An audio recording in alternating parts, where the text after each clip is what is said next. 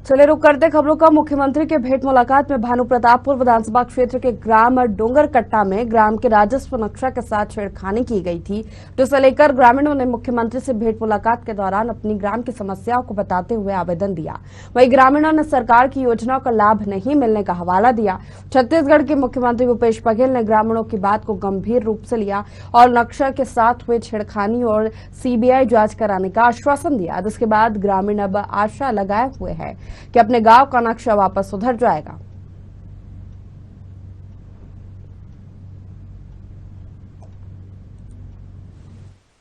छत्तीसगढ़ राज्य के बस्तर संभाग के कांकेर जिला के भानु प्रतापपुर विधानसभा के एक ऐसे गांव है जिसे हम ग्रामीणों से रूबरू कराते हैं। अभी हाल ही में छत्तीसगढ़ सरकार माननीय भूपेश बघेल जी के द्वारा गांव-गांव में जन चौपाल और भेंट वार्ता का कार्यक्रम चल रहा है। तो कल भानु प्रतापपुर में कार्यक्रम हुआ भानबेड़ा में। तो ये जो ग्रामीण है अपनी गांव की एक बड़ी समस्या को लेकर मुखिया के सामने रखे थे। आइए हम ले चलते हैं, उन ग्रामीणों से जानना चाहते हैं कि इस गांव की समस्या क्या है, क्योंकि जन चौपाल में छत्तीसगढ़ के मुखिया के सामने रखे थे और ये जो समस्या है अभी का समस्या नहीं है, बहुत ही पुराना समस्या है। इन समस्याओं से हम अवगत कराते हैं आप सबको। आज हमारी साधना की जो टीम है इस गांव में पहुंची हुई है, तो आइए हम जानते हैं इस गांव की मेन समस्या क्या है, जो ग्रामीणों को जो है योजनाओं का लाभ नहीं मिलने का कारण क्या है, क्या समस्या है। ये महेंद्र कोरोटी जी है जो जिनसे हम आज बातचीत करेंगे, आपको बताने का प्रयास करेंगे। जी महेंद्र, बताएंगे आपकी गांव में क्या ऐसी समस्या आई जो आपने सरकारी योजना का लाभ आपको नहीं मिल पा रहा है? जी सर, मैं महेंद्र कोरोटी ग्राम डोंगरकट्टा का निवासी हूं। आज सर हमारे ग्राम का राजस्व नक्शा अभिलेख जो है 1995-96 में एक यहाँ पर राधेलाल कोर्रे करके अरई साहब होते थे भानु प्रतापपुर विकासखंड तहसील से, जिनके माध्यम से यहाँ का नक्शा के ऊपर काट छांट कर तोड़ मरोड़ करते हुए अपना जमीन बता करके दूसरे का जमीन से सैगोन का लकड़ी निकाल रहा था। जब सैगोन लकड़ी निकालना शुरू हुआ तब हम सब ग्रामवासियों को पता चला कि भाई उनका जमीन कहीं दूसरा जगह है और हमारा सैगुन लकड़ी क्यों निकाला जा रहा है। इसका शिकवा शिकायत शासन प्रशासन को दिए।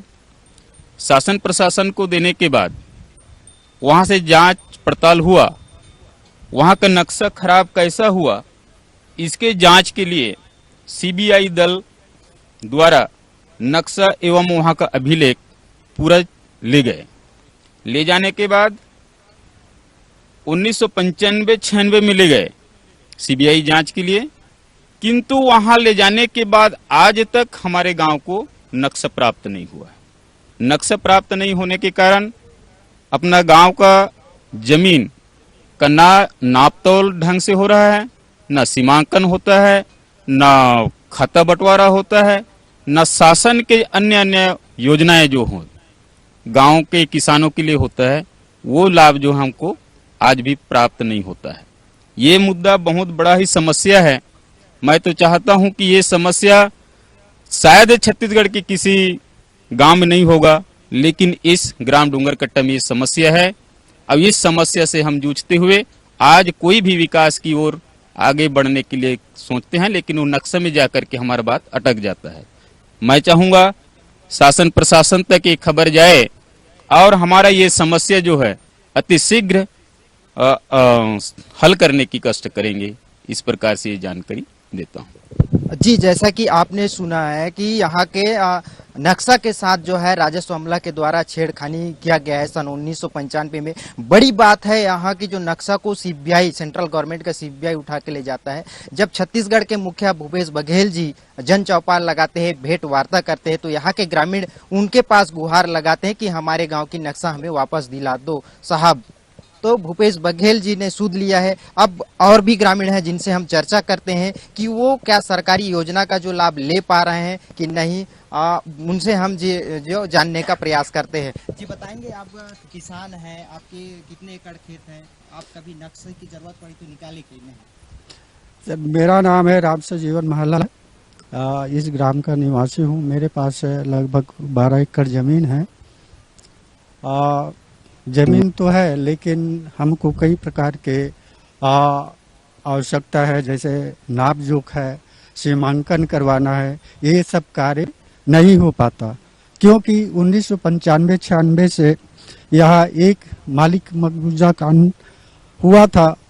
तब से आज पर्यंत तक नक्शा के बारे में कई बार प्रयास किए, लेकिन आज पर्यंत तक यहाँ का नक्शा दुरुस्त नहीं है। इसी कारण कोई विकास नहीं हो पा रहा है।